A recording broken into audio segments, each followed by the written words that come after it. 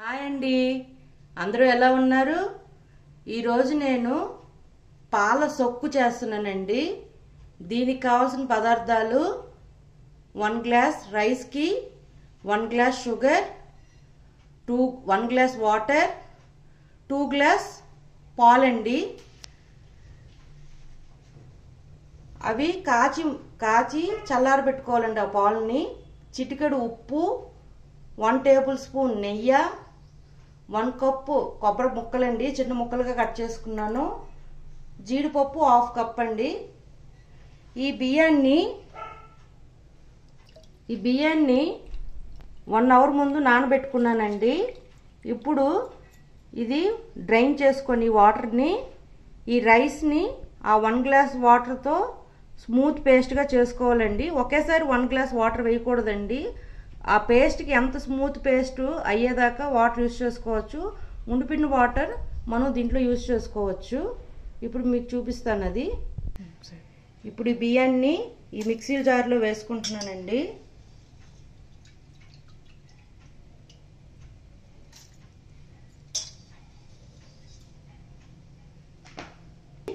ఇలా మెత్తగా చేసుకున్నానండి. చూడండి, దీనికోసం 1 గ్లాస్ వాటర్ యూస్ చేశాను కదండి.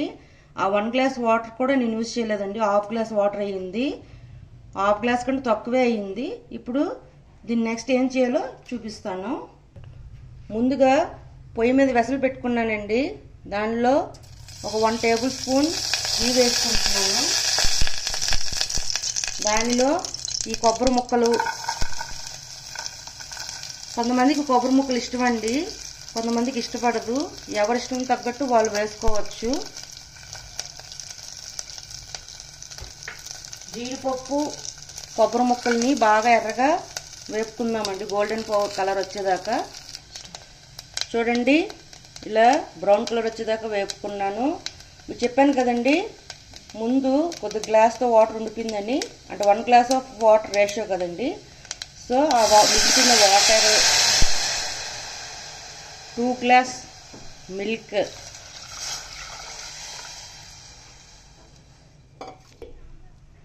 బాయిల్ అవ్వడం స్టార్ట్ అవ్వాలి.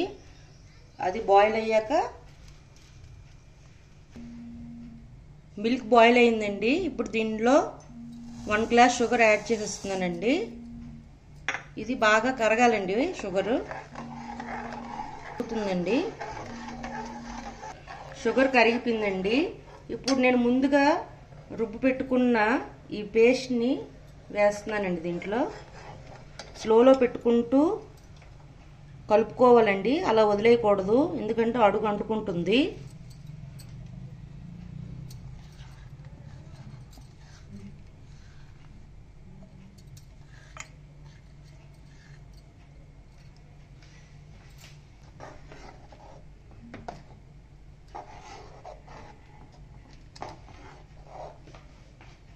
చూడండి, ఇలా మరుగుతున్నప్పుడు దీంట్లో కొంచెం చిటికెడు, అంటే చిటికెడు వేయాలండి, ఎక్కువ వేసి వద్దు.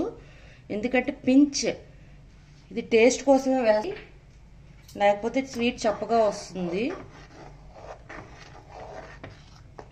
చూడండి, దీంట్లో చిటికెడు ఉప్పు వేయాలండి, ఎందుకంటే స్వీట్ చప్పగా వస్తుంది. చిటికెడు అంటే చిటికెడండి, పించ్ చాలా కొంచెం వేసుకోవాలండి. స్వీట్ టేస్ట్ కోసమే వేస్తున్నాను ఇది. చూడండి, ఇలా బాగా ఉడికిందండి. మనం చేయికి కొంచెం నెయ్యి రాసుకొని ఇలా పట్టుకుంటే మనకు అంటకూడదండి. అప్పుడు అది సరే కరెక్ట్గా అయినట్టండి. ఇప్పుడు ఆఫ్ చేసేస్తున్నాను గ్యాస్. ఇప్పుడు ఒక పాన్ తీసుకుంటున్నానండి. ఆ పాన్లో 2 టేబుల్ స్పూన్ ఆయిల్ వేసుకున్నాను. ఇది చుట్టూ రాసుకోవాలండి.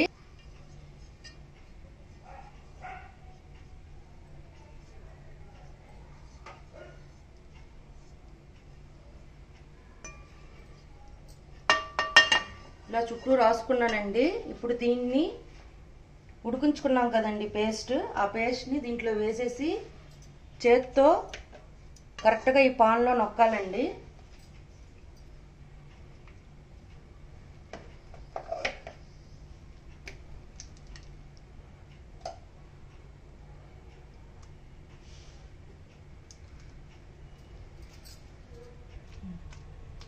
ఇలా పాన్కి గ్యాప్ లేకుండా నొక్కుకోవాలండి, ఒక రొట్టెలాగా.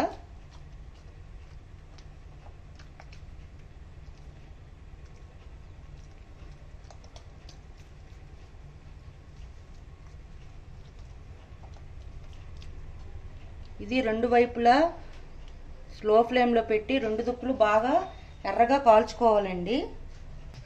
చూడండి, గ్యాప్ లేకుండా మొత్తం నొక్కుకున్నానండి. ఇది మీడియం స్లో ఫ్లేమ్లో రెండు దుక్కులు ఎర్రగా కాల్చుకోవాలండి. దీనిపైన మూత పెట్టుకోవాలండి.